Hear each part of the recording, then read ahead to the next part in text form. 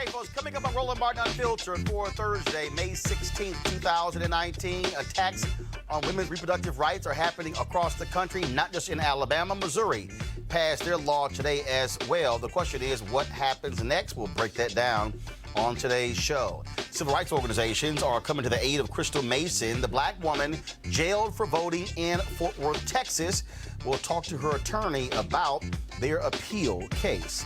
Senator Kamala Harris makes it perfectly clear Joe Biden could make a great running mate for her as her vice president.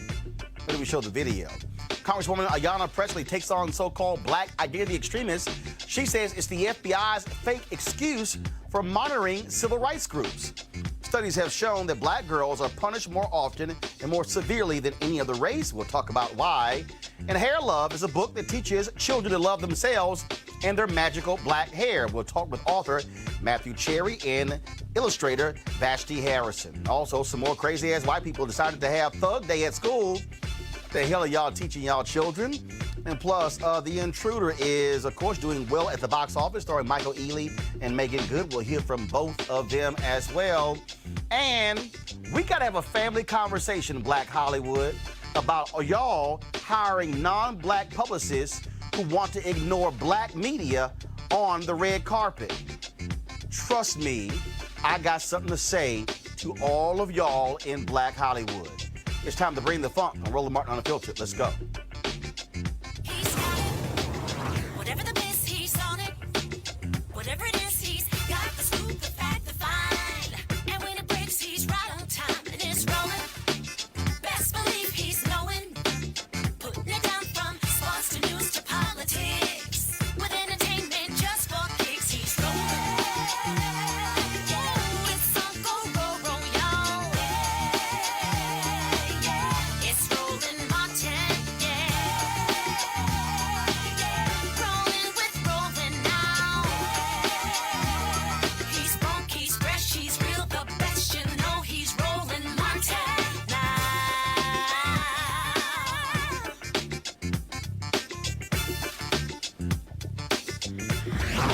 Martin. Yesterday, Alabama, today, Missouri, both following in the footsteps of Ohio and Georgia, passing restrictive abortion bills. The question is, what happens next? What they're doing is they want the Supreme Court to weigh in on these cases in a desperate way. The white conservative evangelicals always wanted Roe v. Wade to be overturned since it was enacted in 1973, and as a result of these laws, they are hoping the Supreme Court will hear one of these laws and take it up. The question is, what is going to happen legally? Joining us right now is Janice Mathis, Executive Director for the National Council of Negro Women. Also on our panel, we have Dr. Greg Carr, Chair of the Department of Afro-American Studies, Howard University. We also have, of course, Erica Savage-Wilson, host Savage Politics Podcast, and Mustafa Santiago Ali, former Senior Advisor for the Environmental Justice at the EPA. Janice, I want to go to you. You're a lawyer as well. This is what they have been gearing up for quite some time. I have been telling black people that these battles were happening on the state level. When you saw what took place in 2010 with Democrats losing big on the congressional level, they also lost significant seats on the state level, gubernatorial mansions and state legislatures. Now we're seeing it. We saw ALEC, we saw Stand Your Ground, we saw voter ID bill. But this issue here is one that is tops. And so Alabama, Missouri, Georgia, Ohio, we can expect to see others. They want to force the Supreme Court with 5 conservative justices to strike down Roe v. Wade. I think you have to go back to really understand this, Roland. Go back to Anthony Kennedy's replacement. Anthony Kennedy was a swing vote. He was the pivot point around. He was conservative, but he could pivot. Moderate, yes. He could pivot, depending on what the issue was. His appointment, or his replacement, has now made it 5-4 in the other direction. And if Roberts does not vote to save Roe, it's probably gone. I think, though, it's important to note that maybe Alabama went too far. The law is so extreme that the court may be tempted to, for the reputation of the court's sake, not because they want to save women or save health care, right, but because when you start talking about jailing doctors and doctors and physicians who perform abortions can get decades in prison. Now you've gone what we would call in the law overbroad. Hell, Pat Robertson. Say you've done too much. When Pat Robertson says you've gone too far, then you've gone too far. damn. Of all people. And so we'll just see. Of course, now, there have been other instances where the court was willing to go too far. Bush v. Gore. They went too far then. People, I never shall forget, we were on the phone, smart lawyers telling me, oh no, the Supreme Court will never take that case up because the Supreme Court doesn't decide local election matters. But they decided that one. So it's and limited their ruling just to that said case. It has no precedential value. That's right. Erica, So we'll see. Erica, the thing that was interesting about this whole back and forth, if you look at public opinion, a majority of Americans say leave Roe v. Wade where it is. People view this as a personal decision. Yeah. When you look at Alabama, not just jailing doctors, but literally refusing to even have rape or incest included in that. You have people out there, conservatives like Matt Walsh and others, who have been getting blasted on social media saying, how dare you can be for this. I've had people who were criticizing me because I've said, oh, how can you call yourselves pro-life but you support the death penalty? Right. And then, of course, some conservative, they retweeted it. And so all these trolls start coming at me. And I said, I'm sorry. I'm just repeating what the Catholic Church said. But the opinion of the Catholic Church is they are absolutely against abortion, but they're absolutely against the death penalty. Right. And what you have here is you have people who call themselves pro-life, but in fact, they're not pro-life because they got no problem putting folks to death. Absolutely. And then they absolutely have no problem with oppressing Black and brown people. So the way that we look at it broadly is to say that this is about women's bodies, but then at the same time, who are the people that we are not only electing, but then that we are also funding their campaigns that do stand with those people who really are scared of the browning of America. They do want to have some sense of control over population as well to ensure that the majority that is rising doesn't rise it has been reported to raise. And so for me, I think that this is really an opportunity for everyone to get more involved with state legislators, and then also to understand that though these bills have been passed at the House levels in the states, that they have not been passed overall broadly. So there is still time for people to engage, for people to fund the ACLU and other organizations that are taking these states, that are taking these people to task, that are really trying to take away precedents that's been set for over 40 years now. Greg Carr, what people don't understand is that Republicans love to talk about small government, getting government out of our lives. But the reality is these are the same people in Alabama who passed a law that says city councils cannot take down Confederate statues. Same thing in North Carolina, same thing in Virginia. And so I call, even on issues like this, my pastor calls it situational ethics. They have situational faith. They have situational values, where again, it's always, oh, no, it's local until we have power, and then we're going to make it perfectly clear that since we have power, we're going to tell y'all what to do. Yes, the scholar Marimba Ayanna refers to it as a rhetorical ethic. They just say anything to get what they're after. They're going to push this federal experiment called the United States of America until it finally breaks. That's what's going to happen. John Roberts has a decision to make. I agree with you, Janice. Is there going to be judicial legitimacy for the federal judiciary, where they've already picked up almost a quarter of all the lower court federal judges in the past 2 years? Is there going to be respect for a federal judiciary nationwide, or are they going to go for this power grab? This is absolutely coordinated. You mentioned ALEC. This is being coordinated. Of course, Alabama's the overreach. They're going to test the outer limits. But we'll know as soon as Monday whether or not they're going to hear the challenge to this Indiana law, which has a couple of troublesome provisions. And you got one coming up from Louisiana. They'll certainly probably hear this. You only need 4 votes on the court to allow to them to hear a case. They set their own docket. Justice McConnell, also known as Neil Gorsuch, is in a trio with Alito and Clarence Thomas, who said recently that there are 2 bad decisions Roe versus Wade and Dred Scott. So this is about stare decisis as well. This is set law, 50 years. If you attack this, John Roberts is going to have to choose. Either he's going to go with the theocracy of Mike Pence and the other rhetorical ethicists, or they're going to create a situation where this country is going to fraction beyond recognition, because some states you're going to be able to terminate a pregnancy and others you won't. And then you're going to see states saying, you turn that megabus around from Georgia, you're not coming into Virginia to terminate your pregnancy. Well, in fact, Mustafa, Georgia's law penalizing you if you cross state lines. Yep. What you also have here, and I really need people to understand this, which is why so many of our people have got to stop watching mainstream media who refuses to really properly put this in context. This thing goes beyond just the abortion laws. You deal with the issue of abortion. You look at voter ID. You look at voter suppression. You look at the attacks on civil rights. What you have here, you have a clear design of a political party who knows that they are a largely white party. They know that we are 24 years away from becoming a nation majority people of color.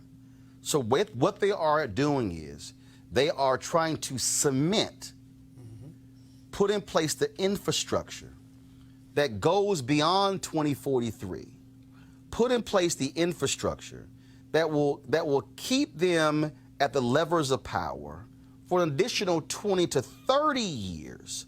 So now we're talking about 2063. Now we're talking about 2073.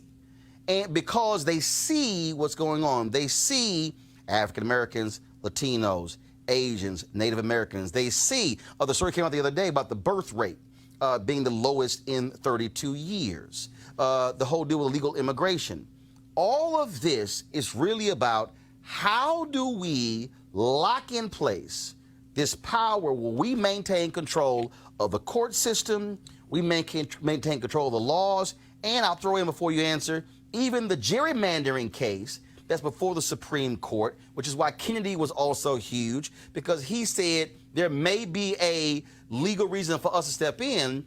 If this Supreme Court allows gerrymandering, it will allow Republicans to draw these crazy lines to continue to maintain supermajorities in Florida, in North Carolina, in Alabama, in Mississippi. We can go down the line. That's really what's happening here. Without a doubt. It's about power and it's about hypocrisy. All we got to do is look at South Africa and how people stayed in power for hundreds of years by making sure that they addressed the infrastructure, made sure that they controlled the judges, controlled the legislature. All these various things were in place so that they could control, even when the numbers were, they were in the minority, they still were in the majority of the control that happened in that space. When I talk about the hypocrisy of this, it's interesting that people want to legislate women's wombs, but they don't want to legislate the fossil fuel industries that are causing miscarriages by women. They don't want to legislate the assault rifle companies and everything that's going on in the gun space. So that's the hypocrisy that goes in there. Well, not only that, I have not seen any of these ardent pro-lifers in Flint. I have not seen any of them, Janice, demanding something happen to babies that are the way you have miscarriages, because of the water in Flint. See, this is where they're fraudulent. They're fraudulent because they are also not on the front lines. Where are the pro-lifers about the black woman who was killed by the cop in Baytown, Texas? See, this is why they are full of it about being pro-life. They are not pro-life because they do not care when a cop guns down somebody in Baytown, Texas. They don't care about Philando Castile. They don't care about it. So they're not actually pro-life. No, they're not. And I think I want to pick up on the brother's point that they're also anti-majoritarian. Majority rule. One person, one vote. Those are the principles on which this system is supposedly built. But now you've got with voter suppression, with gerrymandering, and I would submit to you with campaign finance reform. Money is speech. As long as we have more money we can become oligarchs. And if you've got less money than I do, you've got less speech than I have and less freedom of expression. Which is actually going back to the original intent of America for rich, white, male landowners to control the nation. Hold on as long as we can by our fingernails if we have to. That's right. To power in this country. And that's why I think it's important for your show and every right-minded brother and sister like you to express how important it is that we participate in this system so that we can express ourselves through the vote. Appointment of judges may be the most important thing that a president does. And again, for all the folks out there who are sitting here watching us right now, and let me also be clear. I am not saying you cannot be a person of faith who opposes abortion. Mm-hmm. I will respect your viewpoint if you say, like Benjamin Watson, the football player, he is absolutely against abortion. Fine, that's his opinion. My issue is when people in Alabama pass that law, and according to the CDC, Alabama is #1 in the nation with infant mortality rate. Right.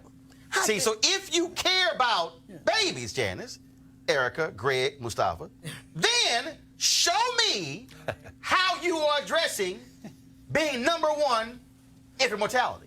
They don't care about your That's babies. Yeah. Because we're not human beings. They don't care about poor white babies. Right. You know, this is the challenge. This is really what we're faced with. And we don't have to look any farther back than Reconstruction in this country. That was the last time this country attempted, at least a region of it, to build something beyond that white supremacist model that you mentioned at the beginning, Roland. These folks don't care because we're not human. It's about power, as Janice said. I mean, look at John Roberts in the First Amendment. So when you look at the First Amendment, that explains John Roberts' judicial philosophy towards something like Citizens United. Money is speech. Money is speech. However, there is no right to privacy written into the federal Constitution either. So when you look at Griswold versus Connecticut, when you look at Roe versus Wade, these are things that speaking to an inherent right that the judges have interpreted in a Constitution, speaking to a common humanity. Finally, America has never been a nation. There is no common culture. This is a state where people are fighting to avoid last place. This oligarchy is going to run until this thing breaks. And then when you see places like New York City and New York State, where now they're saying maybe we'll use public funds to help somebody terminate a pregnancy. Now you got the deepest principle, which is the one you just raised. I don't care what somebody else believes as long as my right to believe what I believe is protected. That's the fundamental right, and that's the thing they have no interest in a theocracy. And what decisions does the state have the right to make on behalf of free individuals? That's right. Right. That's the question. That's the crux. But for the folks who are watching, and let me read this here. My man Cleo is on our YouTube channel, and he tweeted this. Let me find his tweet. He said, "quote: They are not hypocrites. They are consistent and focused on a clear agenda." Right. It's true.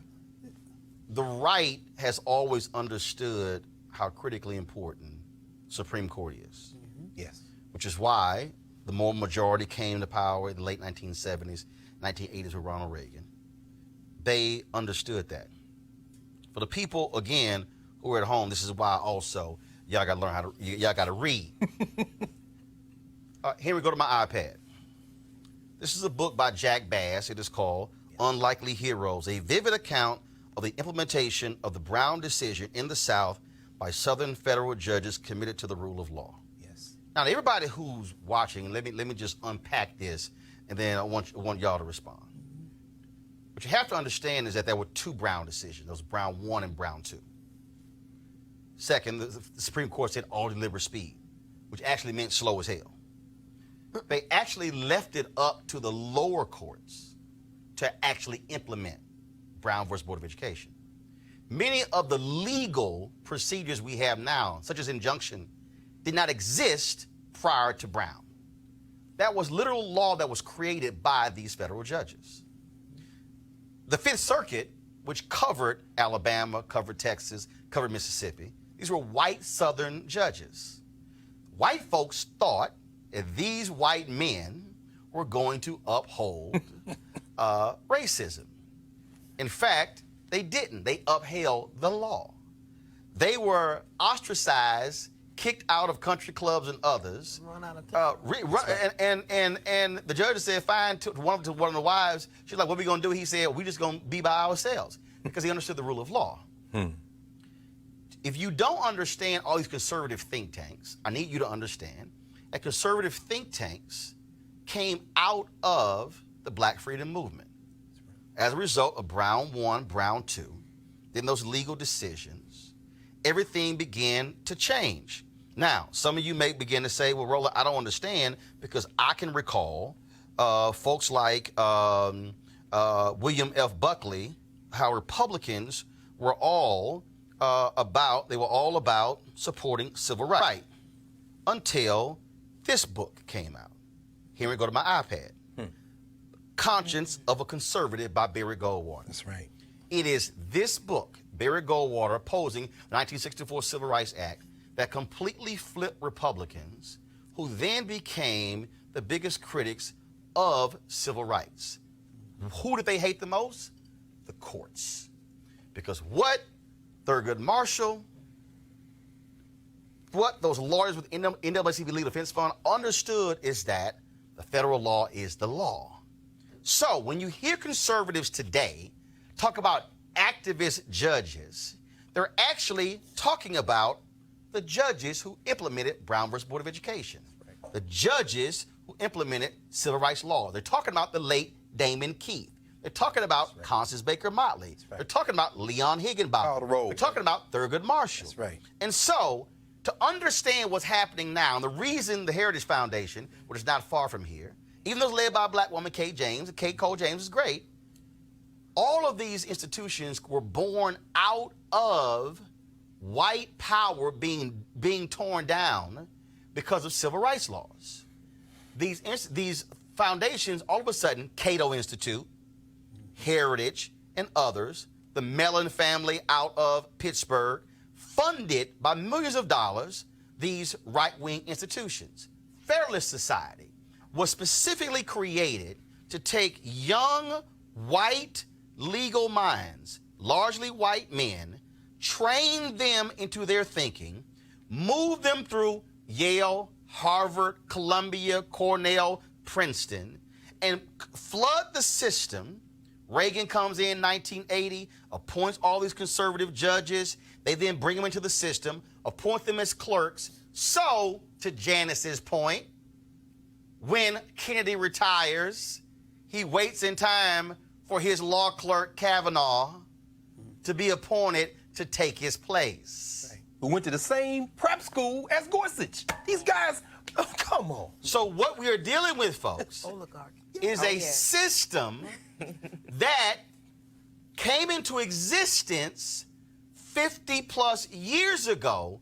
So what we're seeing today is the manifestation of a very clear, well-funded agenda, because they said we are not going to allow what those damn judges did for those black folks.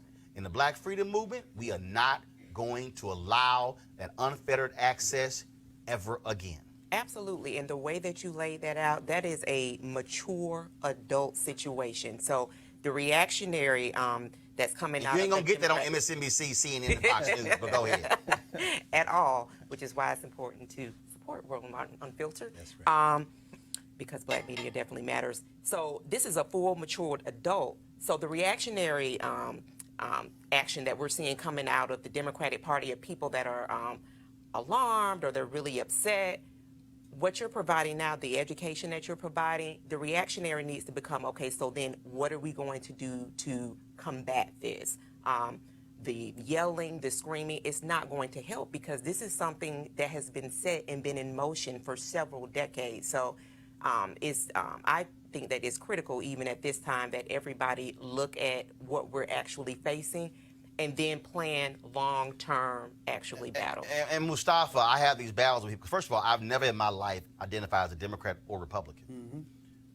But I do know how to pay attention. Mm-hmm. And when I have these people go, Roland, you out here telling people to vote Democrat, no, what I'm saying is vote your future, mm-hmm. which means you better decide mm-hmm. who is more likely to appoint people who are more like to think like me, because these federal judges will be determining whether it's a class action lawsuit or not. These federal judges will be determining whether or not we actually take over, like what took place in Texas when it came to a federal judge took over the Texas prison system. Yep. See, that's why all these people who are running around here who are hollering, yes, and I'm going to say this, Tangibles 2020, who are hollering ADOS, I need y'all to think a hell of a lot deeper, because to say, oh, even if we got to deal with Trump 4 more years, the president can only serve a maximum of 8 years, right, but they are appointing people who might be there 40 and 50 years. Mm-hmm. And what you need to understand watching is that current Supreme Court justices, when they are writing their rulings, literally are using cases even when they were in the dissent for more than 100 years ago. Right. So a judge who's appointed in 2019 could have the actual effect on a law in 2119, mm-hmm, and folks are acting like what's happening present day don't matter.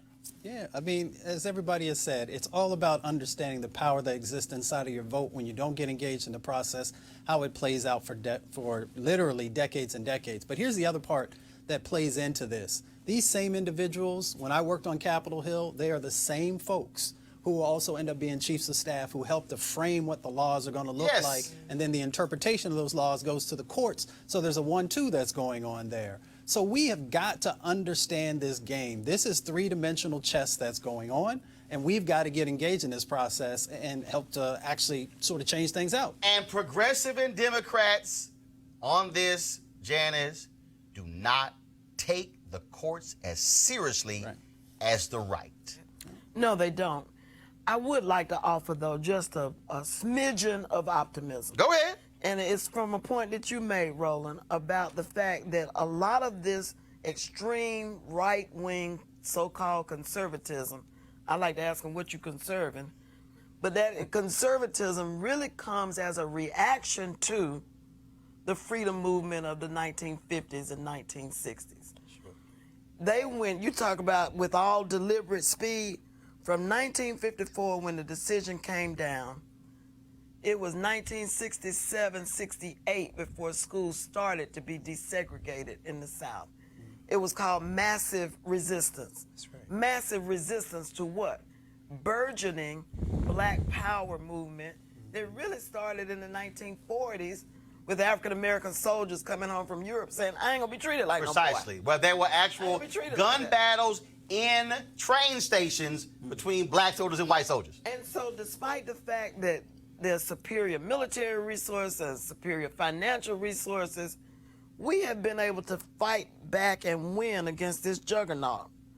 And when we awaken unto ourselves, I predict that we will do that again. So the folks, Greg, before I go to you, before I go to my next story. So for the folks who are watching, I need you to understand when you talked about how they're playing chess. Mm-hmm. If Republicans are able to get the Supreme Court to validate and rule constitutional gerrymandering, that means it will then go across the state. So it was ruled unconstitutional in Pennsylvania. The Wisconsin case went to the courts. They kicked it back. You got the one in North Carolina. You got the one district in Maryland. You got what's happening in Texas. You have it happening around the country. So here's what happens. If the Supreme Court, the conservative Supreme Court, says we're going to declare gerrymandering to be constitutional, that means every state where Republicans control the legislature and the governor's mansion, they're going to redraw the districts to guarantee they stay in power, which means your state might vote 60% Democrat, but the Republicans will still maintain the control of the seats because they redraw the seats. Now, why does that matter? Because if they gerrymander the legislature, which guarantees them a majority or a supermajority, that means they don't even talk to Democrats. That means they can pass any law they have, whatever they want to do, which now means that if they control the federal bench, then the law that they pass, when you get sued by the ACLU or Lawyers Committee for Civil Rights Under Law or LDF, then you got a conservative who's sitting there saying, no, I'm going to throw your lawsuit out. So what they are trying to do is literally lock up state legislature, governor's mansions, federal courts, and control of the Senate. Republicans weren't tripping on losing the House. No. They were fine losing the House. It's the Senate. Yep. That's why all y'all white boys who are running for president, go sit your ass down and go run for the U.S. Senate. Run for Senate. The fool who's running out of Montana, you're not going to be president, but he could be the senator from Montana. The guy in Colorado can be the senator in Colorado. If Democrats do not take over the Senate, you can't change the judges. That's right. And that's the game, Greg. You're right. I mean, Roland, I think the one difference we have now that we didn't have before, I'm talking about from the beginning of the Republic when you see a tiny black elite begin to petition the courts. I'm talking about the Civil War period when the black abolitionists and the whites began to push. I'm talking about Reconstruction where they leaned on the 14th Amendment, 15th Amendment. I'm talking about the second Reconstruction where they leaned on Section 2 of Article 2 of those amendments to get empowering legislation. The difference between all those moments and now, these people have abandoned the rule of law as a principle. Yes. So you're not talking about geniuses like Pauli Murray, or you name Constance Baker Motley, or Spotswood Robinson at the Fourth Circuit, and Earl Warren and others who say there's a constitutional framework that we must respect. Earl Tuttle out of Georgia, a white Georgian who stood up. The difference now is they have thrown their constitution in the trash. I agree with Janice. There will be a response, but like you said, Mustafa, it's probably going to look more closely like South Africa. Jan Smuts came to the United States to study how to do what they call Bantu education in South Africa. He came and visited Howard University. He said, how do you train this black elite to have respect for the rules? But what happened is Nelson Mandela, Oliver Tambo, these are lawyers, Walter Sisulu, lawyers, but they were also part of a strategy that also did not take off the table guerrilla violence. There is going to be a response once we figure out they've thrown their constitution away. They're going to break this thing and it's not going to be able to put it back together. Final comment before I go to my next one. I just think that there's going to be massive resistance. If the court overturns Roe, there's going to be massive resistance to that. Well, again, what we are seeing is the reality of white fear. I've been telling y'all this. This is white fear. We're saying South Africa for a reason, because they are afraid of 2043 and what that means. Folks, top civil rights groups will help Crystal Mason appeal her 5-year sentence for trying to vote. She's a black woman out of Fort Worth who was sentenced to 5 years in jail on the state level for unknowingly casting an illegal ballot. Now, remember, she went to federal prison for violation of her parole as a result of this. The American Civil Liberties Union and the Texas Civil Rights Project said they'll be appealing Mason's verdict, saying her case is an issue of voting rights. Now, Crystal was supposed to join us today, but the prison board denied her request to appear on television. We're joined now by her attorney, Kim T. Cole. Kim, glad to have you back on Roland Martin Unfiltered. Thank you for having me, Roland. First of all, where's Crystal now? How is she doing? Crystal is currently serving out the remainder of her federal sentence at a residential reentry center, which is commonly known as a halfway house. She is still in custody of the Bureau of Prisons, but she is no longer in prison. And go ahead, I'm sorry. She's doing okay. She is very anxious about this impending 5-year sentence. And she's also having some financial difficulty due to having been incarcerated for the last 7 months. And last we had you on, we talked about that, the GoFundMe campaign. How is that going, trying to save her home as well? How's that going? We've raised a significant amount. We haven't reached the goal. We haven't even reached what's owed on her account yet. Okay. So hopefully we can still get that pushed through. I'm pleased that the ACLU and the Texas Civil Liberties, the Texas Civil Rights Project have joined in the fight with her appeal. Hopefully we can get her 5-year conviction overturned, and we want her to have a home to come home to. And again, you talk about them joining in and assisting you and standing up for her. Obviously, for you, having these legal assets is critically important. Absolutely. The ACLU is a very, very powerful organization, and them lending their experience and expertise to this particular matter would have a significant impact. When do you go to trial? I saw something. Is it June? So we were scheduled in June for oral argument. However, we were successful in getting that extended out. So the oral argument is to be determined at this point. All right, then. Well, look, we certainly appreciate you joining us. Good luck in this case. We will send out again the appeal on social media to try to raise those funds on GoFundMe to help Crystal out. Thank you very much for keeping this story in the public eye. I really appreciate it, Martin. All right, Kim, we appreciate it. Thanks a lot. It's all good. I appreciate it. Thanks a lot. Folks, Senator Kamala Harris responded to the story that was done in Politico where they said that, what about a Biden-Harris ticket? I previously said that I was offended that members of Congress, including some CBC members, were actually quoted in that story pontificating about a potential Biden-Harris ticket. I said that it was grossly disrespectful to Senator Harris, who is not running for vice president, who's running for president, and there's not been a single vote cast. You have not had one debate yet, and somehow Joe Biden is being treated as he is going to be the Democratic nominee. Well, Senator Kamala Harris was asked about that, and this was her response. Sure, if people want to speculate about running mates, I encourage that because I think that Joe Biden would be a great running mate. As vice president, he's proven that he knows how to do the job, and there are certainly a lot of other candidates that would make, for me, a very viable and interesting vice president. Derek, a great answer. All day long. We have trafficked this through our circle of women friends, and it has been joyous to our heart. But more importantly, it really does show how there are many Americans that really feel much safer in the hands of our counterparts instead of those who have definitely labored, organized, strategize, which would be black women. But I do love the way that she answered it because she answered it with so much swag, but really got straight to the point that she is running for president.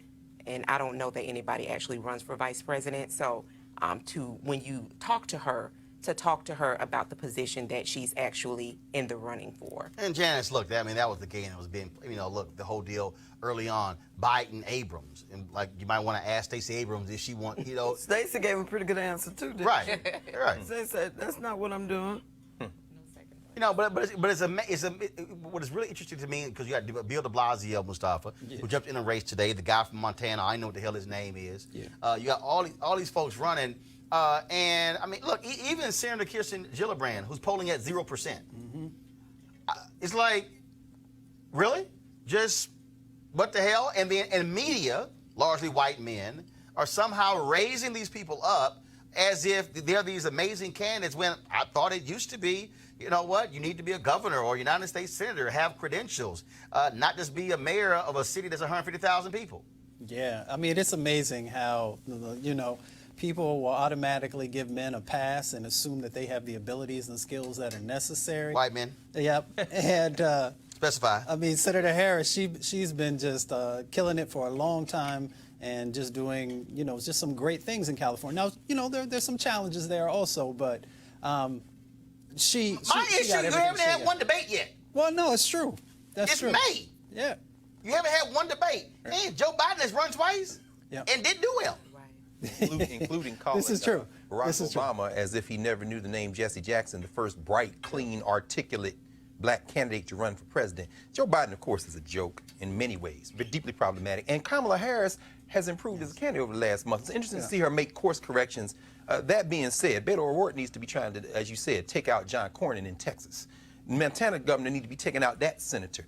And I hope that Stacey Abrams, I don't know if she, this would be an interesting candidate. I think Elizabeth Warren, in terms of her policy stuff, has been doing some incredible stuff. But we're living in a celebrity culture. The presidency is like the shiny thing that can't be resisted. Right. Stacey Abrams could take out Purdue in Georgia in this senatorial election. If we're thinking about our people as a group, we need to start maybe thinking beyond this presidential election, like you said, because this just becomes a thing like American Idol or something. Are we serious? Because we're going to be the ones that suffer from this. Right. And the pragmatic thing about it is once they get through cannibalizing each other, Yes. none of them will seem attractive enough to be Janice, president. please, talk about that. Yeah. What does that mean? Yeah. Well, it means that in order to, if you got 20 people in a field who are running, you've got to go negative at some point. Right. Your polling is going to insist that you Right. at some point find their weakness, make the comparison. And so once they eat each other alive and expose all of each other's faults, who's going to be left standing that people will identify with enough to vote for, if it is a celebrity culture, which I agree with you about. All right, folks, we go ahead real quick. I was just going to say, everybody has the right to run, but we got to ask the question also, why are some of these people actually running? Right. When you don't have any new proposals, you haven't done anything outstanding in your career that sets you apart from, you know, other folks who actually have a legitimate chance. Well, they all looking at Trump, saying, well, hell, he won. Why not me? That's right. Y'all, He has lowered the bar now. no, he ain't lowered the bar. He done obliterated the bar. All right, folks, we talked about, of course, white domestic terrorists often on this show, but the FBI somehow is focused on black extremists. Yesterday, the Democratic oversight hearing, where you had Congresswoman Ayanna Pressley, who jammed up the FBI and asked about the legitimacy of the FBI's claims against black people. Check this out.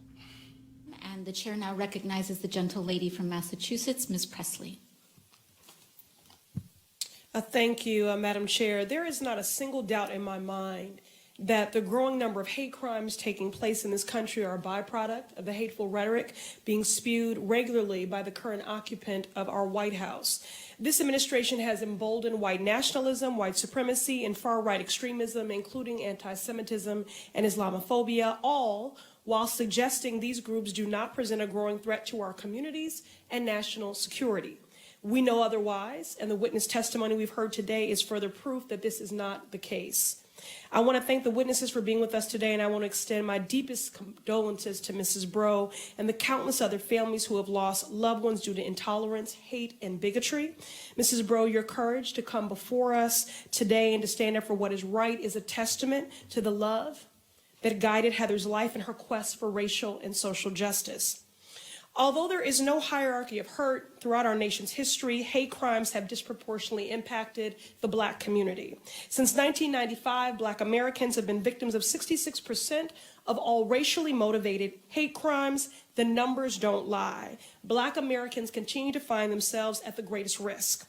This year marks 400 years since the first African slaves arrived on the shores of Jamestown in the hull of ships, robbed of their freedom, culture, and humanity. Racism against black Americans is entrenched in the enslavement of our African ancestors and has manifested in our nation's institutions and policies. And despite the progress we've made as a country, black Americans are still treated as second-class citizens, disproportionately targeted for driving while black, walking while black, lunching while black, organizing while black, literally existing while black.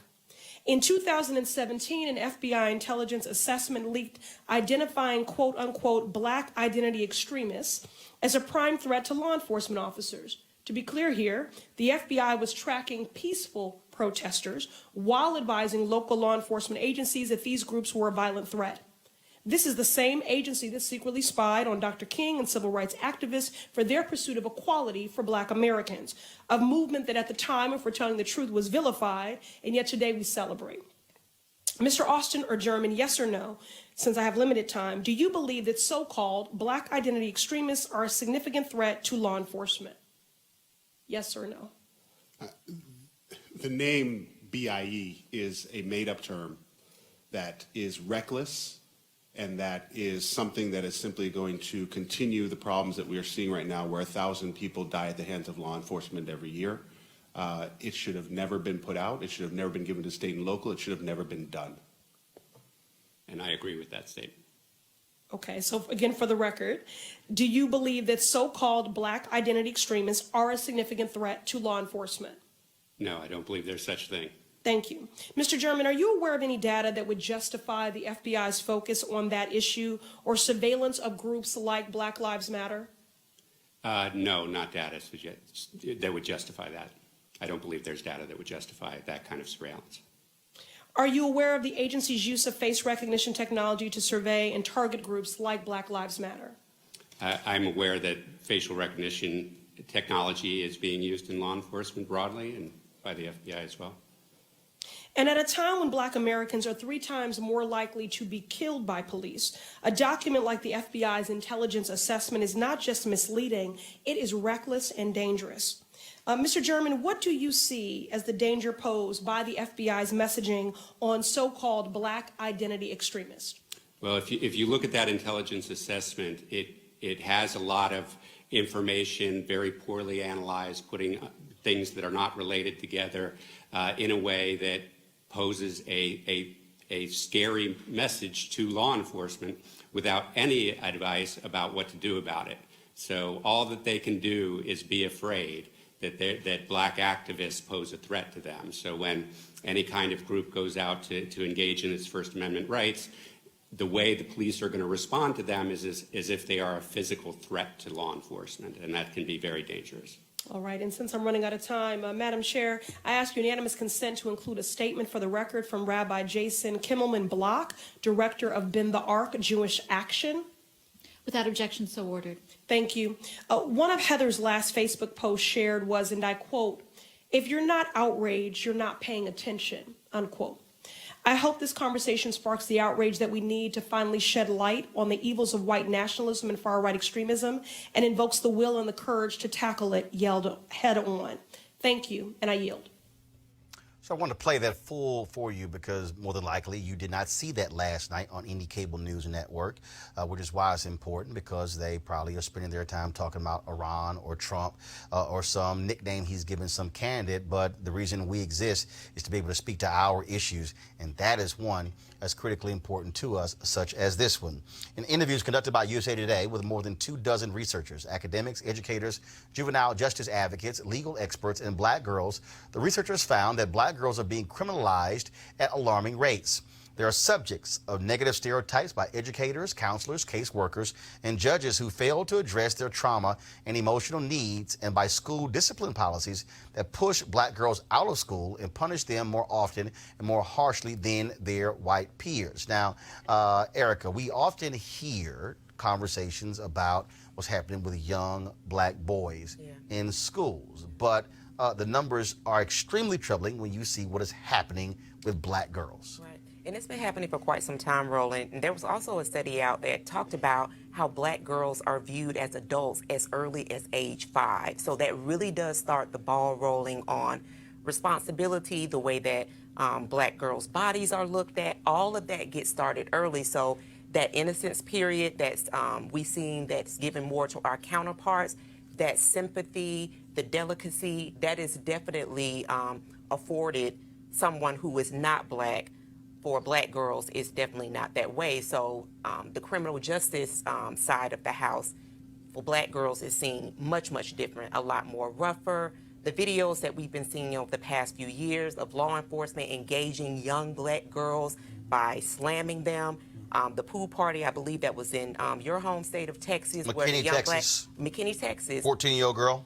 Slammed to the ground by an adult law enforcement officer. So South Carolina classroom with the girls in the classroom, the resource officer threw her out of the desk, slammed her to the ground as well. Right, and then then you have that trauma. So that's a message. So then you have all of the people who are around watching that, and they're understanding and receiving that communication that, and if you get out of line, the same will happen to you. And obviously, Mustafa, what then happens is that impacts your record, what schools you can transfer to, impacts what colleges you go to. And so what may happen with a young black girl in the 2nd, 3rd, or 4th grade still follows her high school and college. Yeah, we got this system where we dehumanize our people, especially our young girls. And as the sister said, they put this label of hypersexualization on folks. And all that stuff comes together, and it really anchors you to poverty. It anchors you to making it more difficult for you to be able to be successful, and it follows you throughout. And then there's the psychological impacts that happen where you begin to believe that you are not worthy, that you're not good enough. And then folks will utilize that to play games with these laws and enforcement and all these things that we're talking about. And we have to stop this cycle that's going on. And that means that we got to hold people accountable. And again, I'm sorry, we keep talking about voting, but it goes back to our vote. It goes back to our vote to determine who are the district attorneys. It goes back to our votes to determine who are the judges. Who are the school board who are on the school board members. All these things come together, and we've got to hold people accountable. And we have power to do that unless we continue to give it away. Greg, it also speaks to the reality of the difference when we had significant numbers of highly educated, older, black male and female teachers. But when you have schools now and you have these young white women and young white schools who don't know how to handle black kids. I can remember going visit my nieces when they were in elementary school, and they were on the playground, and I was going out to see one of them to have lunch with her, and I'm walking down the hall, and these two white female teachers with this young black boy, and he is giving them lots of lip, and I'm walking by, and they clearly don't know what to do. I was like, hey, I got this. Who the hell are you talking to? And so I jammed homeboy up, got right in his face, and said, Dan, is that how you talk to adults? I mean, I jammed him up, and literally the look in his eye was like, oh, Lord, this black man is jumping in me. And then when I got done, I said, y'all need to learn how to act like some adults, and don't let some little kid push y'all around. Then I went and I walked out. And the reality is, I'm sure you can remember what it was like when you had black male teachers who you didn't play with. Roland, you know, we're in that first generation that have been bused. I remember elementary school when us black kids in inner city Nashville got bussed out to some of these white elementary schools. And I remember black girls would not take off their coats because they wanted to put in a cloakroom. They don't know where those coats are. They couldn't see my coat, and they would get in trouble for wearing their coats in class. I'm just thinking back on the gender dimension of white supremacy. Now, we've had some intra-problems, gender problems. In our community, we got some issues we need to deal with, had nothing to do with white people. I'm talking about even before we got on those boats. But once we got on those boats, it was black women who represented in many ways the existential threat to white supremacy. Michael Gomez writes about this. It was the rape of black women in some ways that created the circumstances out of which black community was formed. Because now you're talking about negating the future. If you want to see the power of black women, you don't have to look any further than the clip you just showed. When you got an Afro-Latino sitting in the chair, part Adam Clayton Powell, part Shirley Chisholm, and her sister from Boston is reading the riot act around this black identity extremism that you well identified earlier as the thing they're gearing up for now to try to stop us. This is black women and always has been black women. But when that long form report you all sent us to read about this terrorism against black women with that young sister who loved to read, and then they beat her. Now, I'm a graduate of in-school suspension, so I know what that means as a black boy. Yeah. But to your point, when we had black teachers, when we had black communities, yeah, we didn't have the same resources, but one thing we did have is these sisters and brothers who were like our parents in those schools. The solution to this is to get away from these people, not to go toward them. I got a phone call from my sister today about my 15-year-old niece losing her damn mind and cussing out the teacher and showing her the hand. What? I'm going to deal with your ass in 2 hours on FaceTime. Oh, my God. What an announcement. But there was because first of all, my wife has already told her, you might want to deal with this with me, because when he called, there's going to be a different tone to this conversation. Because, see, let me be real clear with y'all. I know some of y'all like, look, I will fly to Houston to whoop that ass and fly back home. Just so y'all understand, I don't play that. But the reality is, because first of all, I didn't sit here and spend all that money and bust my butt raising my nieces for them to act a damn fool at 15. Well, it wasn't necessary before, Roland. I mean, somebody would have stopped that in the school. Right. But the dynamic, what we have to understand, when you got 2% black male teachers. There you go. When you have a different type of black female teacher. And disempowered black women in schools. And yes, and you're dealing again with largely white teachers. That's right. Don't know how to deal with our children. That also plays a part in this. Go ahead, final comment. Or just don't want to. I can just remember back to my grandmother who taught in Thomasville, Georgia. One of the things she told us about the stories when they actually used to do home visits, that she would have a kid that would come to school. He would be late, lay on the desk, and want to take a nap. When she went to go and visit the home, she was able to see he was up at 4 o'clock in the morning chopping wood for his family. So what she was able to do then was to take that information back and make sure that he had a lunch, to make sure that everything for him was taken care of, because she knew the challenges that his mother and he had with his other brothers and sisters at home. So bringing that back to the community and the dehumanization, I think it's really incumbent on our community to love on our children ourselves. That's really what, that's the nexus. And just so y'all know, when I'm whooping that ass, I'm loving. Right. Just so y'all know. Right. But and for the folks out there who don't believe in it, that's your problem. It hurts you more than it hurt her. Really it's going to hurt you more than it hurt. I'm just saying. My daddy used to say I'm just saying. You can laugh now or later. I don't play. Right. I don't play. And we ain't having no two-way conversation. Right. I keep telling y'all, if y'all want to sit here and y'all want to talk and y'all want to mediate and y'all want to pray, call my wife. God gave her a spirit of comfort. God gave me a spirit of discomfort. Because when I had a conversation, it's going to be uncomfortable. And it's going to be one way, just so y'all know. Guess what? More crazy-ass white people. No charcoal grills are allowed. I'm white. I got you, huh? Illegally selling water without a permit On my property. Whoa! Hey! You don't live here. I'm uncomfortable. All right, y'all. My hometown of Houston, a few students at Memorial High School have social media lit up. As part of the school's annual Spirit Week celebration, the school allowed students to wear jerseys to campus. Several students apparently took that concept a bit far. At least half a dozen of them decided to wear oversized NBA jerseys with cornrows, baggy shorts, and in some cases, fake tattoos. They called it Thug Day. Y'all, see again though, when we talk about imagery, when we talk about things like that, you got white folks who think that's cute. And okay, now when y'all get cussed out and jacked up, then when you go to college campus with that nonsense, and some black students don't play that, don't call your mama then. Please don't. And people keep wanting to say that, the Trump age voter is, 40 and up.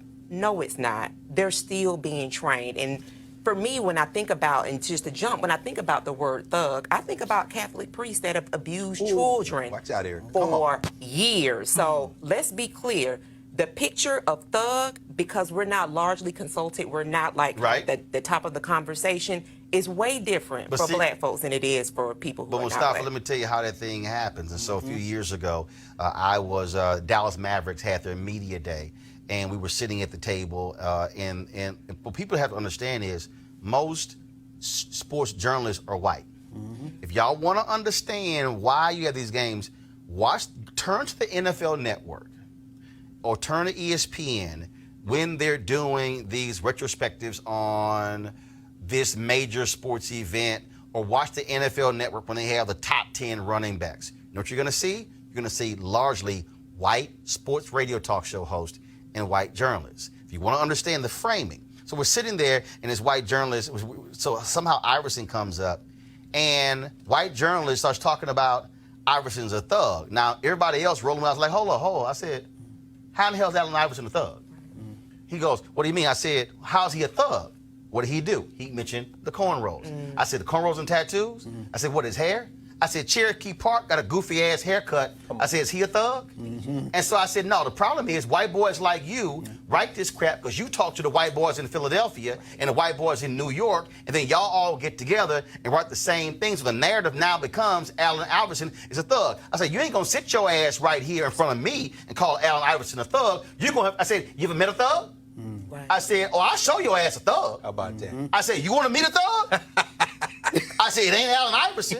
Right. I said, when last time you met a thug? And man, he got, I said, no. I said, no, sit your ass right here. You a thug. You gonna call him a thug? We gonna sit here and deal with damn thugs. Roland Martin. And man, the white boy was scared out of his mind. because it's thug And I life. said, you are not gonna sit here and call black athletes thugs when your ass ain't never met a damn thug. That's right. I said, now write that shit again and see what happens. I think this is about ungovernability.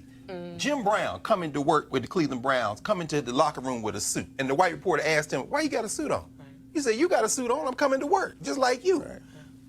Once you become ungovernable, they got to put a label on you. Right. This young boy out of Michigan, I'm thinking about Michigan because I'm thinking about Chris Webber and all these cats coming in with the black shorts and everything. Yeah. Mike Tyson coming in with the terry cloth towel with a hole cut over. In other words, we can't govern them. The NBA draft the other night, now they worried, how they going? Is LeBron James trying to go engineer a trade? Thug for them is a license to perform a sense of savagery. That's in their psyche. Right. So when you saw those jerseys, one of them had a Celtics number 33 on. That's Larry Bird. Somebody had on an Allen Iverson. She don't even know who Allen Iverson is. But I'm trying to give, in cultural studies, they call it blacking up. I get to perform my savage. This is about whiteness. It ain't got nothing to do with them young.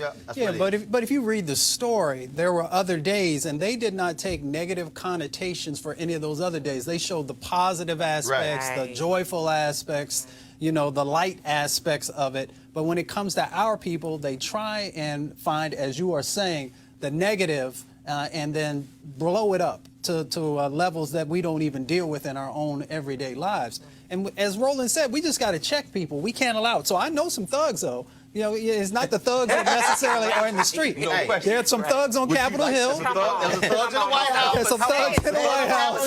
There's some thugs on Wall Street. Exactly. There's some thugs at pharmaceutical companies. Right. Yeah, now we can go there if y'all want to go there. Right. All right, folks, I told you about seeing the movie The Intruder and what a great movie it is. Of course, it stars Megan Good and Michael Ealy. And it was also, of course, directed by Dion Taylor. Robert Smith, the richest black man in America, also executive producer. Of course, while they were out promoting the movie, they talked about what it was like to actually make it. Here's Megan and Michael. I mean, I think there's a little bit of a different feeling. I think that there's freedom. You know, I think the filmmaker really gets to make the movie that they want to make without so many hands in the pot. And I think for the actors, it's the freedom. There's no one to really please except for yourself and the director. And so to me, it's a little bit different. Yeah. That's actually a really good way of putting it. There's a lot less cooks in the kitchen. Yeah. And you're able to collaborate a little bit more with both your actors and the director. The difference between Scott and Annie is Scott's gut is he's not really paying attention. He's just trying to make his wife happy. Right. You know what I mean? But Annie's gut is telling her this is it. Yeah. This is it. Yeah. I want a house. I want a family. I want our kids to be able to play outside.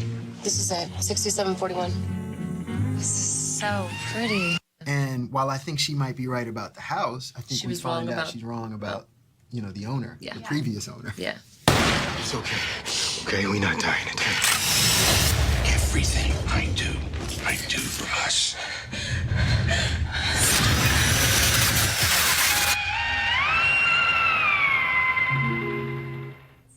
All right, folks, so The Intruder in theaters now, and so we want you to support that. All right, we got to now, I know we're over our time, but we got to have a family conversation, okay? We got to have a family conversation, okay? And I'm specifically talking right now to all y'all black folks in Hollywood who have hired your non-black PR agents. So this sister put this, matter of fact, since we're going to go Hollywood, let me go ahead and put, since y'all need me to go Hollywood. All right, so this sister put this video out of what took place on the red carpet recently with Halle Berry. Press play. Times black reporters and black outlets are pushed to the end and unable to get the proper interview that they need. Well, tonight, Halle Berry interviewed with everybody. As she approached myself, and I was the only black woman on the carpet, and there was only one black male. As soon as they got in front of Lamar and myself, her PR said that she had no time to speak to us, and they began to walk away.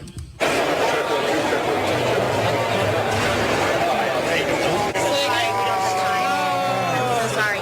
They are just doing a group? One group? Because we're doing group print. And they're already starting at the theater. And, you know, I prepared all day. I was super excited. Who doesn't want to talk to Halle Berry? You know what I mean? And she looked at me and she looked at Lamar and said, no, you guys are going to have me skip. I can't skip my brother and my sister.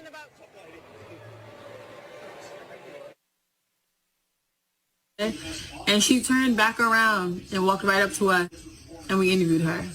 And I feel like, I'm not going to lie, I don't know why I got emotional and I still am, but I take so much pride being black and being one of the only black faces in so many spaces that I'm in.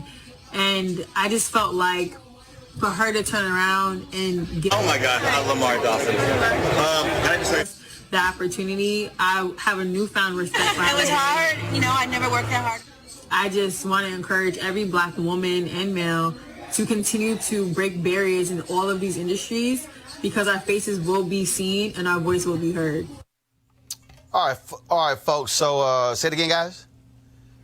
That was Emerald Marie, who was a journalist. So let me unpack something for y'all so y'all can understand. When we did our first Hollywood show on Washington Watch on TV1, That was the year I got nominated, and so I told them, I said, hey, I'm going to the Image Awards. And so they said, hey, we don't have the money to do the show. I said, well, I guess it's going to be a repeat next week. I'm going to be in L.A. And so then TV One was like, oh, damn, I guess we got to do this show because Roland's going to L.A. And so we did. And so Jay Feldman, who was my executive producer, Jay, it was a Saturday. Jay was freaky. He said, man, we got to hire a booker. I said, man, chill out. I said, give me till Monday. He's like, what do you mean? I said, I got this. So between Saturday morning and Monday morning, I personally booked 35 celebrities to do our show. So what was interesting is that, now just so y'all understand, and this ain't flossing, but I don't talk to publicists. I don't talk to agents. I don't deal with business managers. I deal with talent. So these are people who I text directly. I hit personally. So folks were excited to do it. The publicists were pissed. They were angry. Who approved this? The person who's paying you. So Nikki Weber, who worked for TV One, Nikki said, Roland, I'm getting cussed out by all these publicists because you booked the talent directly. So everybody at the show, except one, Lee Daniels. So we were at the Image Awards, and I saw Lee. I said, Lee, man, we had a fantastic show. We did 3 different shows. I had a whole thing on black directors. He's like, what do you mean? I said, oh, your publicist canceled. Lee had agreed to the show. Y'all, Lee said, what the fuck you just say? I said, your publicist canceled the interview you agreed to do. He said, I'm going to deal with that tomorrow. That's what Lee Daniels said. When I was at CNN, something came up dealing with Hugo Chavez in Venezuela, and Danny Glover I want to talk to Danny Glover. So, tracked down Danny Glover. The publicist for Danny Glover was nasty to one of my CNN people. Treated him like bad on the phone. Danny was actually in Venezuela. It was something else we want to talk to him about. He was actually in Venezuela doing the project. He said, I said, I can't do this show. He said, Roland, I love to do it. I said, by the way, let me let you know about your publicist. How nasty she was. When the publicist called back, whole different attitude to my booker. And the booker came to me, he's like, man, what happened? I said, no, I told Danny. See, I don't play that game. So here's what I need y'all to understand. As a matter of fact, I'm going to show y'all in real time what that sister was talking about. This is from this year's NAACP Image Awards red carpet. Kiki Lane is in If Beale Street Could Talk. So I'm going to start the video, and what you're going to see is Henry Peterson was shooting. And so I'm looking at people talking on the red carpet, and then all of a sudden, I see Kiki. Watch what happens. So I'm about to get, let's see here. So you saw me waving at Kiki. The camera's gonna come back. Now watch this. All right, it's gonna take. No, we talked in D.C. Yeah. Now come back to me. The publicist, not black, is telling Kiki she can't come talk to me. She was trying to get Kiki to go and talk to Access, Hollywood, and E.T. They were 3 spots down from me. You can't see Kiki, but Kiki is telling her, I've talked to him before. He interviewed me in D.C. When they were in D.C., I interviewed her, Regina King, Barry Jenkins, and others. Press play. Yes. Yeah, I know how you doing. I'm good. Okay, so hold up. Did y'all hear her? I told her we've talked before. Y'all, the talent pays the publicist. But these non-black publicists, they believe they control who the black talent should talk to. Now, this happens on red carpets all of the time. And what it requires for black talent to let folks know that's not how it's going down. Let me take you back to 2016. No, we're going 2012. Y'all hear me say I'm the original gladiator for Scandal. Here's why. Because Kerry told me when they were shooting Scandal, when ABC did not put Scandal on the 2011 fall season, I sent a tweet out expressing my disappointment. So I was the first fan tweet Scandal before y'all even saw the episode. So ABC put Scandal on in the spring of 2012 as a replacement show. We had Columbus Short on Washington Watch. Judy Smith came on Washington Watch. We were trying to get Kerry Washington. ABC kept giving us the runaround. So 2012, we're in Charlotte at the Democratic National Convention. I'm waiting to do a stand-up for TV1's coverage.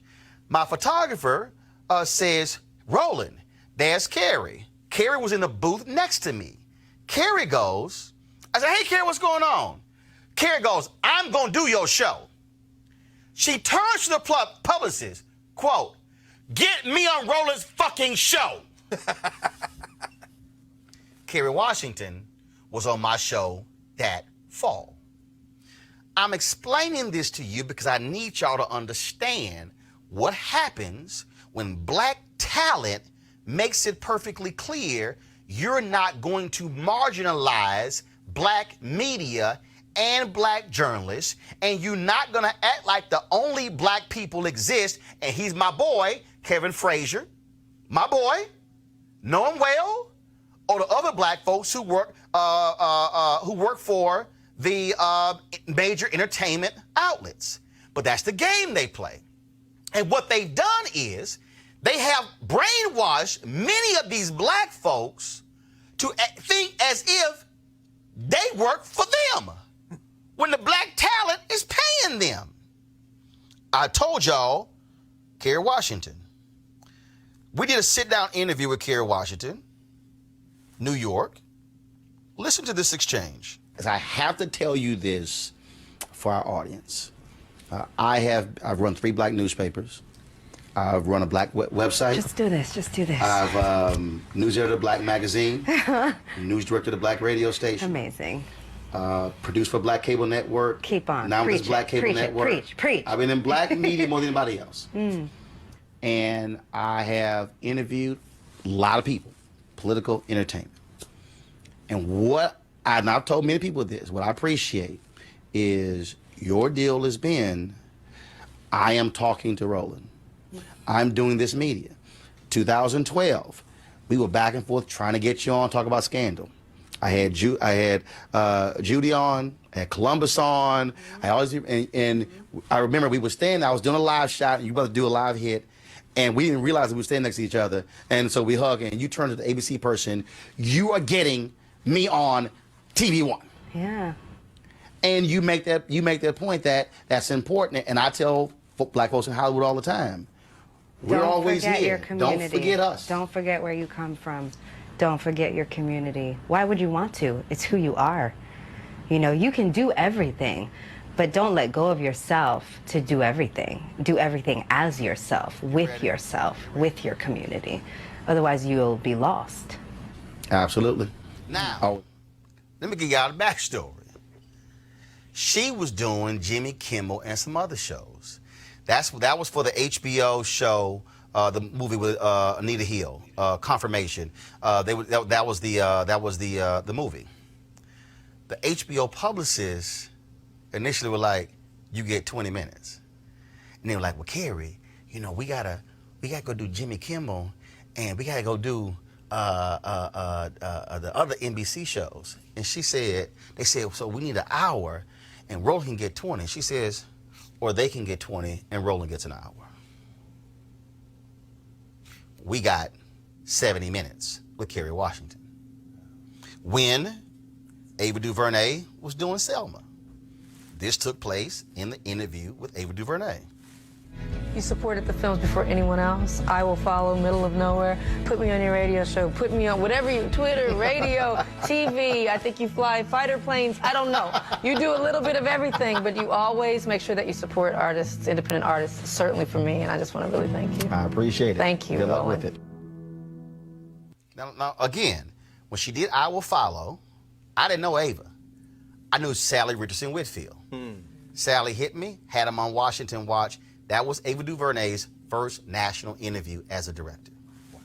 I'm explaining all of that because Carrie and Ava and others who I know make it a point of talking to black media, making it a point that when they shoot a movie, there better be black media people who are on the junket, that there better be black media people who are interviewing them. And not just black people who work at major news outlets, but black media outlets. Because see, before Ava was Ava, she was on Washington Watch.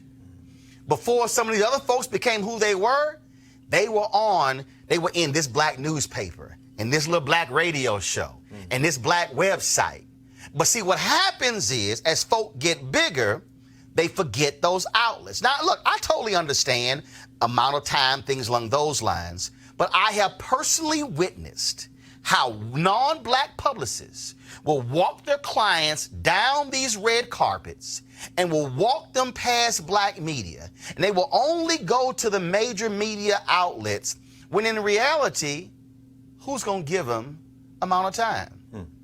Now see, I ain't gonna really bust out the artist, but when we were doing Get On Up, we had the James Brown movie, we had one of the prime, we got taken care of one of the prime positions.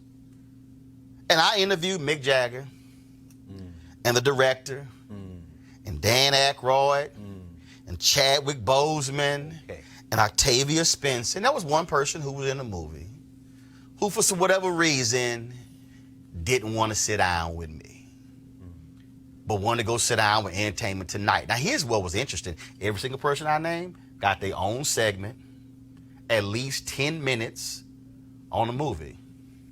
I guarantee you she didn't get 30 seconds over there.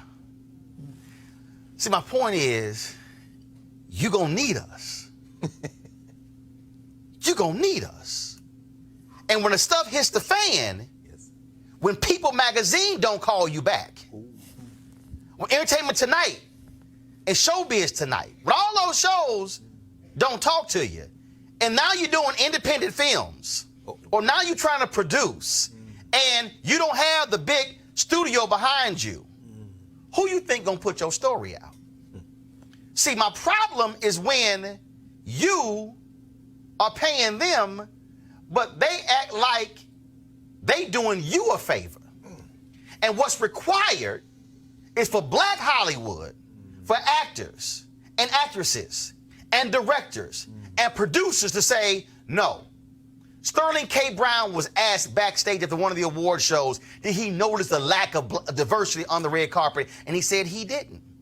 And what I'm trying to explain to y'all is, we see this every single year at all of these red carpets and all of these movie junkets. And what I need are for black folks who are doing these films to do what Spike Lee said when he said, I'm not talking to any media outlet unless y'all send a black reporter. And you know what happened? It caused all these white media companies to look around and say, damn, we don't have anybody black to send, because Spike exposed the lack of diversity in their magazines and in their newspapers. They called Spike racist for only wanting black people, but what he was actually doing was calling out their racism because they didn't have any black people.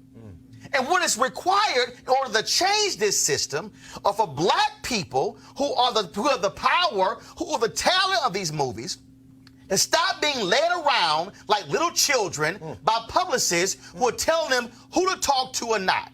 What I need are black folks in Hollywood to hit the red carpet and say, where are the black people?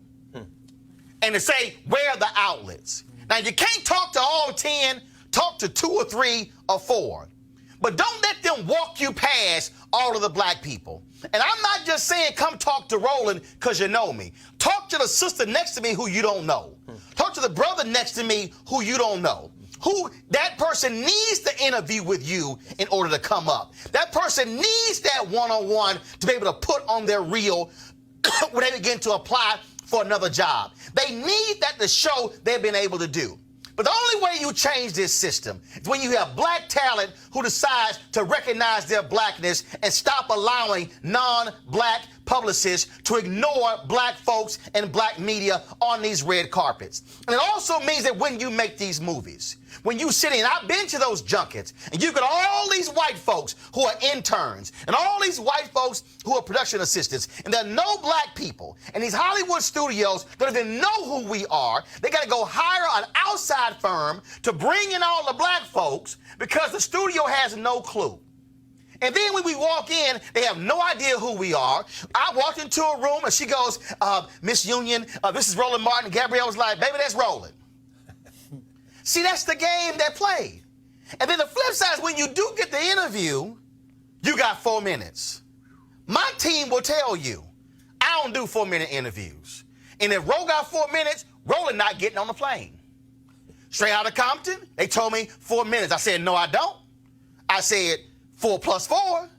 And the brother was like, well, I was told 4. I said, you better check again. And the little white girl said, no, he get 2 slots. He get 8 minutes. And my man, director, he said, well, F. Gary Gray said, guess Roland getting 8? I'm saying that because Coretta Scott King did that.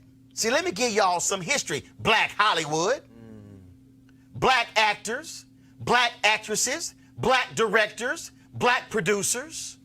Dr. King was assassinated April 4th, 1968. When they had the funeral, the white racists in the media group said, no, it's white only.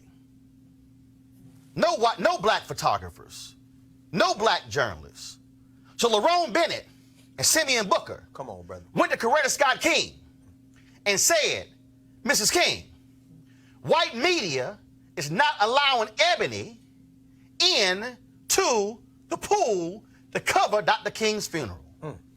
Coretta Scott King sent word, and she said, let them know if Ebony and Jet is not in the pool, there will be no pool. Come on. And the white media had to back down. Monita Sleep. And Monita Sleep, come on, brother, was allowed into the pool. And the reason you know that photo that's right. of Dr. King's daughter rested on Coretta Scott King's lap because it was shot by Monita Sleep. Monita Sleep became the first African American ever to win a Pulitzer Prize as a result of that photo. But the only reason it happened is because Coretta Scott King said there will be no press pool if black journalists, Ebony and Jet, are not allowed in it. And so I want every black person in Hollywood, I don't care if your publicist is white or male or Asian or Latino or gay or straight or transgender, I don't care what they are.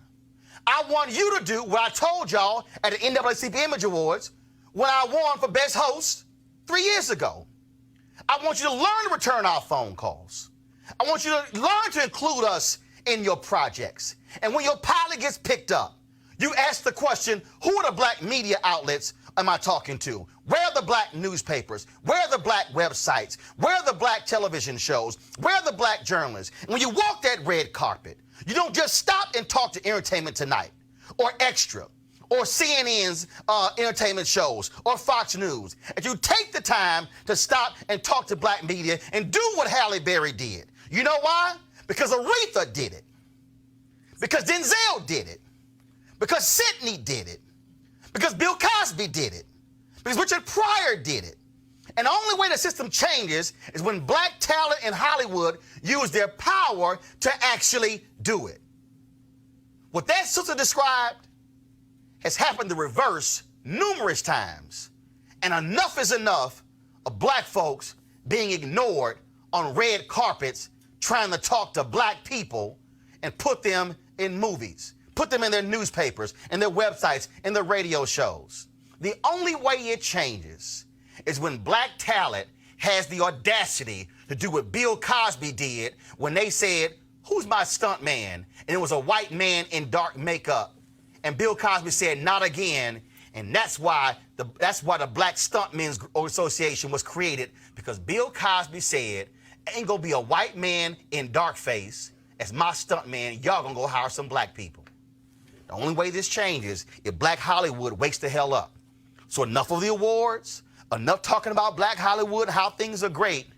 It's time for Black Hollywood to stand up for black media and for black journalists, because when Hollywood wasn't calling you and when major white media were not calling you, it was black media that had your back.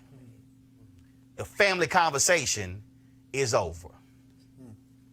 Going to a break. I'll be back and Roland on the filter just 1 second.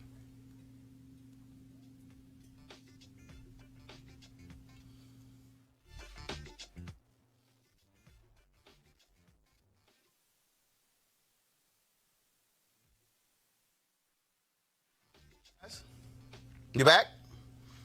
All right, cool. So listen, I want you to support Roland Martin Unfiltered. Reason being, because we speak truth. That's necessary. And sometimes we check crazy white folks, we check Republicans and Democrats, but sometimes we got to have a conversation with black people as well. So please support us at RolandMartinUnfiltered.com. Join our Bring the Funk fan club. Every dollar you give goes to support this show. I will see you guys tomorrow. I want to thank Janice Mathis, who left, but Greg, Erica, and Mustafa, thank you so very much. Folks, I'll see you tomorrow right here, Roland Martin Unfiltered. We keep it unapologetically black. Holla!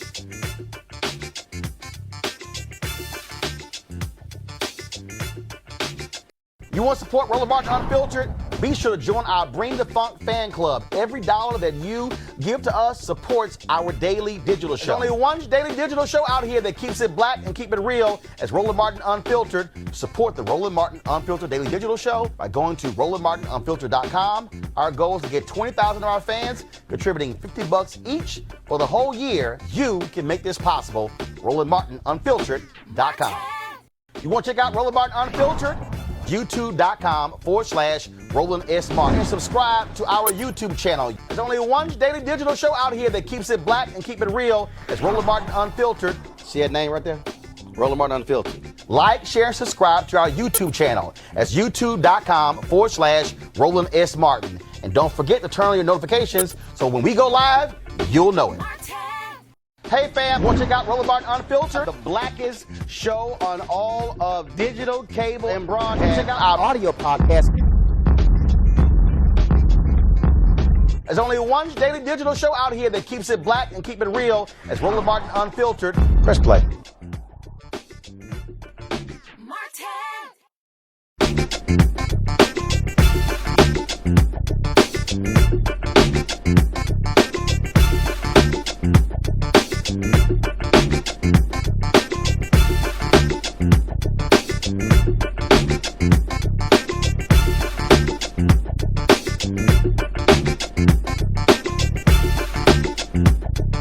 Roland.